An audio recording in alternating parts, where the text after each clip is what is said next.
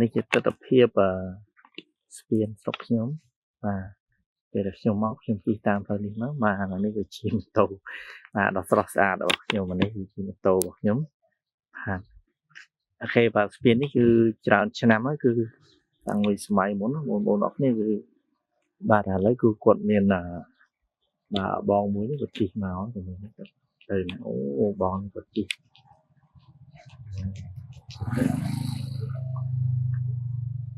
គេបាទស្ពាននេះតាំងពីសម័យ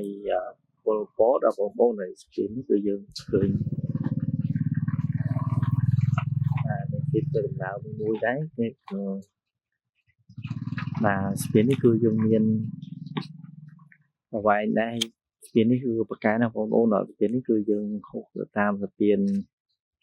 នេះទៅគឺឆ្លងទៅដល់ផ្លូវធំហើយយើងនឹងឡើងទៅវត្តមួយហៅថាវត្តទ្រាហើយស្ពាននេះក៏ឲ្យឈ្មោះថាស្ពានទ្រាដែរអូខេបើចឹងយើងមើលទស្សនភាពពីលើស្ពាននេះទៅគឺយើងមានព្រែកមានព្រែកអីចឹងតិចទៀតខ្ញុំនឹងឲ្យមើលផ្លូវទៅផ្ទះនេះគឺផ្លូវកាត់មកផ្ទះរបស់ខ្ញុំអញ្ចឹងណាបងប្អូនអរគ្នាហើយអានេះគឺស្ពាននេះគឺយើងមិនអាចជិះឡានបានទេគឺយើងជិះបានតែម៉ូតូព្រោះស្ពាននេះតាំងពីសម័យ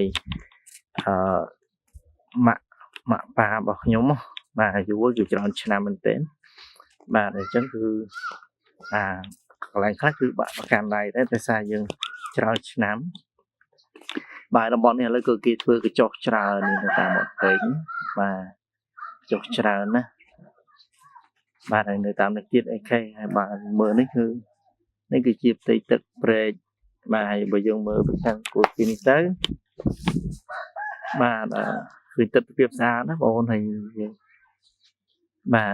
ក្នុងនេះគឺដំបូងគេអាចរកអាជីវកម្មបានគេដាំបន្លែតាមមាត់ព្រែកហើយនេះចូលទៅលើស្ពាននេះទៅគឺខ្ញុំស៊ូមឆ្ងាយ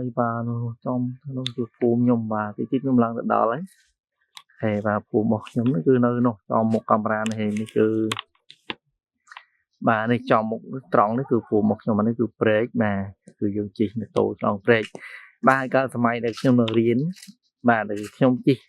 តាមផ្លូវហ្នឹងបងប្អូនជិះតាមផ្លូវស្ពាននេះជិះកង់ហើយមួយវិញទៀតគឺផ្លូវហ្នឹងគឺយើងអត់បានធ្វើស្អាតដូចនៅផ្លូវខាងមុខហ្នឹងទេគឺជាប់ផុកជាប់ដីឥដ្ឋអីចឹងណាបងប្អូនហើយពេលដែលជិះដល់ហ្នឹងខ្ញុំត្រូវទៅឡើងលីកង់មករៀននៅវិទ្យាល័យហ្នឹងគឺយើងជិះ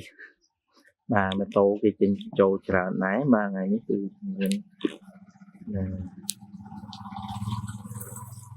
ម៉ូតូគាត់ធ្វើដំណើរតាមនឹងច្រើនអញ្ចឹងយើងមានសម័យខ្ញុំលីកង់ហើយខ្ញុំឡើងទៅរៀននៅសាលាស្វ័យជ្រុំឆ្ងាយប្រហែលជា20គីឡូទៅ30គីឡូចេញទៅផ្ទះហើយលីកង់តាមហ្នឹងទៅហើយក្រោកទៅរៀនម៉ោង4កន្លះឬក៏ម៉ោង5ជិះកង់ទៅដល់សាលាហ្នឹងម៉ោង6កន្លះអីចឹងទៅអូខេអញ្ចឹងមានគេដើរតាមហ្នឹងទៅហើយនោះគឺយើងមើលរវាលផ្ទះខ្ញុំនៅនោះឆ្ងាយជិតដល់ហើយឥឡូវយើងមើលទស្សនភាពព្រៃនេះឡើងវិញជុំវិញឡើងស្ពានបងប្អូនហើយខេមានគេជិះម៉ូតូមួយនេះគឺមានស្រីស្អាតមួយនៅពីមុខនេះទៀតអូខេគាត់ដើរលេងអញ្ចឹងយើងមើលទាំងអស់គ្នាគេអរគុណបងប្អូនដែលយើងបានស្គាល់នៅទស្សនភាពស្ពាននៅស្រុកខ្ញុំនៅពេលនេះអូខេស្ពាននេះគឺខ្ញុំនៅតែសរសើរដល់ស្ពាននេះគឺជាស្ពានដែលអស្ចារ្យដោយថាតាំងពីសម័យសង្គមគេចេះធ្វើស្ពាននឹងបានច្រើនណាបងប្អូនអូខេឥឡូវយើងសុំប៉ុណ្្នឹងសិនហើយនេះខ្ញុំនឹងចូលដល់កន្លែងម៉ូតូខ្ញុំវិញអូខេអរគុណ